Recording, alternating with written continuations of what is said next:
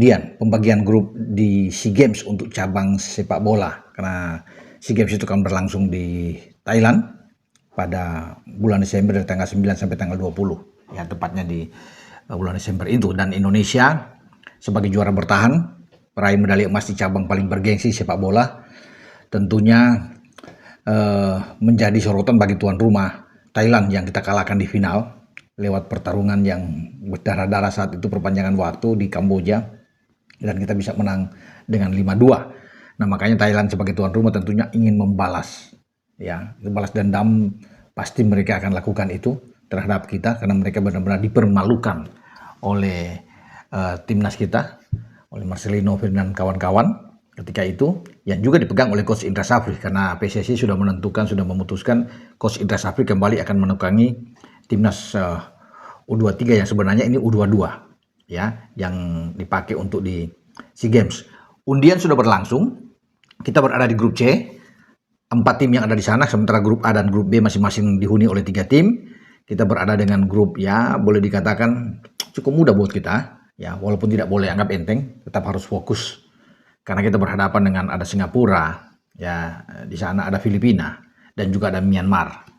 Tapi kalau untuk urusan U22 ini, apalagi kalau dengan nama-nama besar pemain yang kita dapatkan nantinya, ya Marcelino Ferdinand, katakan Ivar Jenner ikut bergabung, Adrian Wibowo, Rafael Struijk sana ada, termasuk dengan Mauro Silstra, saya rasa kita bisa mengatasi semua lawan, bahkan medali emas sudah di depan mata bagi kita. Walaupun Thailand itu yang saya bilang tadi di awal berambisi keras untuk bisa membalas kekalahan mereka di final SEA Games pada 2 tahun yang lalu. Tapi saya yakin kita tim yang sangat kuat, ya, kalau bicara untuk level SEA Games dengan nama-nama yang saya sebutkan tadi. Sementara Thailand sendiri berada di grup A, saya pikir mereka akan menjadi juara grup lah. Ya, kalau bisa melihat dengan lawan-lawan ada Timur Leste di sana dan Kamboja. Ya, hanya juara-juara grup yang akan lolos ke babak semifinal. Nah, di grup B itu Vietnam. Lawan paling kuat ya pasti Malaysia yang ada. Di samping mereka akan ketemu dengan Laos. Dan kalau bisa dilihat, Vietnam bisa menjadi juara, Thailand juga bisa menjadi juara di A dan Vietnam di B. Kita diunggulkan untuk bisa menjadi juara di grup C. Juara grup 3 ini langsung ke semifinal dan 1 runner up terbaik yang akan menyusul.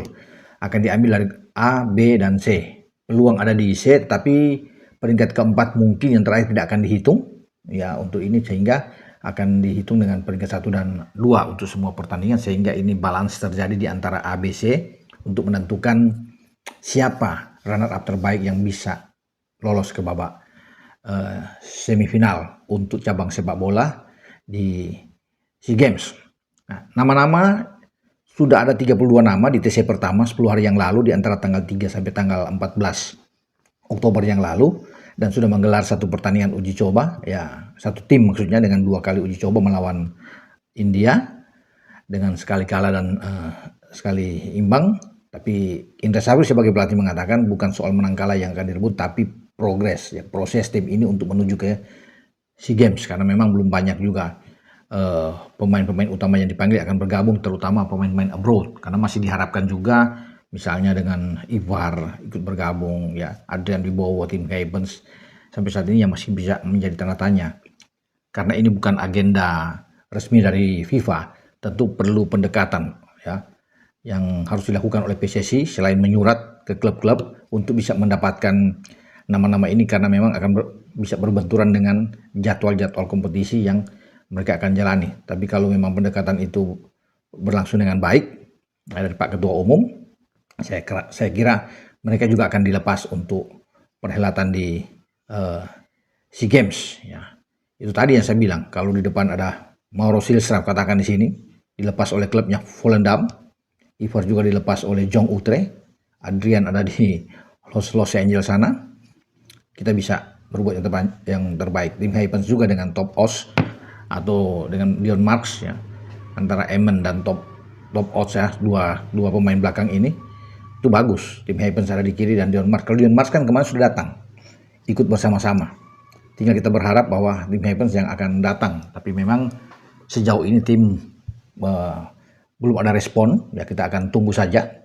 Tetapi Coach Indra sudah mengatakan tidak akan bergantung sepenuhnya kepada pemain-pemain tersebut. Kalau memang ini sulit, klubnya tidak mengizinkan, ya ada opsi lain yang harus dilakukan, dan dia tetap masih yakin, ya, Kalau Marcelino Ferdinand itu sudah memulai debut bersama dengan AS Trenčín di Liga Slovakia, dan dia sudah bermain pada Sabtu kemarin, teman-teman. Ya, jadi selamat buat Marcelino, sudah melakukan debut dia dan bermain dengan imbang dengan lawan Stalika.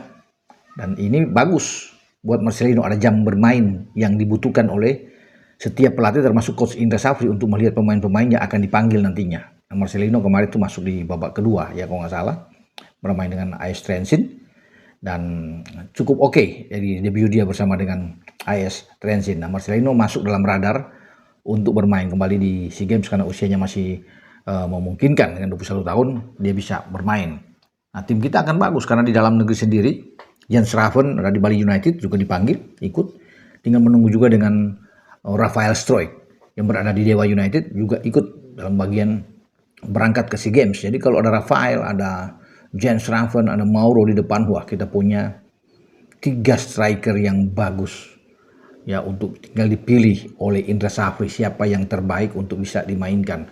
Bahkan kalau bermain dengan 4-4-2 bisa 1x2-2 yang akan dimainkan, misalnya Silstra dan Raven atau Raven dengan Struijk dengan Raven, juga bisa bermain dengan Mauro Silstra ya, walaupun kita punya Hoki Caraka ya. Dengan saya Bung Ropan.